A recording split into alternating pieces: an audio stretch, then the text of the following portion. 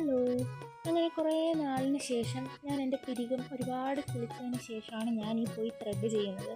അപ്പോൾ എനിക്കറിയാം നല്ല വേദന ഉണ്ടായിരിക്കുമെന്ന്. അതെല്ലാം പ്ലാൻ ചെയ്തുകൊണ്ട് തന്നെയാണ് ഞാൻ പോയിരുന്നത്. ഞാൻ അമൃതാസിലാണ് കേട്ടോ, കരുനാഗപ്പള്ളിയിൽ അമൃതാസിലാണ് ഈ പോയിരിക്കുന്നത്.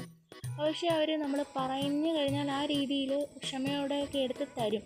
നമുക്ക് വേദന അധികം ഇല്ലാതെ എടുത്തു തരും. നമ്മൾ പറയുന്ന രീതിയിൽ നമ്മൾ പറയുന്ന പ്രൊപ്പോർഷനിലൊക്കെ എടുത്തു തരും. സ്ഥിരം ഒരാളെ കൊണ്ട് മാത്രം നമ്മൾ ത്രെഡ് ചെയ്യിക്കുക. അപ്പോൾ നമ്മുടെ പിരിയത്തിൻ്റെ ഷേപ്പൊക്കെ മെയിൻറ്റെയിൻ ചെയ്യാൻ സഹായിക്കും.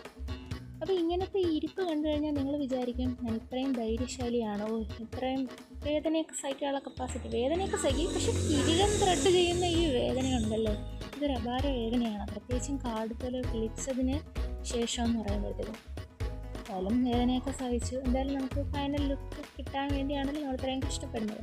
അപ്പോൾ ഈ ത്രെഡ് ചെയ്തതിന് ശേഷം നമുക്ക് ക്രീം ഇട്ടൊരു ചെറിയ മസാജ് ചെയ്ത്, ക്രീം അല്ലെങ്കിൽ എന്തെങ്കിലും ജെല്ലൊക്കെ ആയിരിക്കും, പക്ഷേ അതിൻ്റെ ആ ഒരു സുഖം ഉണ്ടല്ലോ, അതൊരു അടിപൊളിയാണ് കേട്ടോ. കാരണം ഇതൊക്കെ തീരുമ്പോഴുള്ളൊരു ആ ഒരു സുഖം. എന്തായാലും ഞാൻ പറഞ്ഞ രീതിയിൽ ഒരുപാട് കട്ടിയൊന്നും കുറയ്ക്കാതെ എനിക്ക്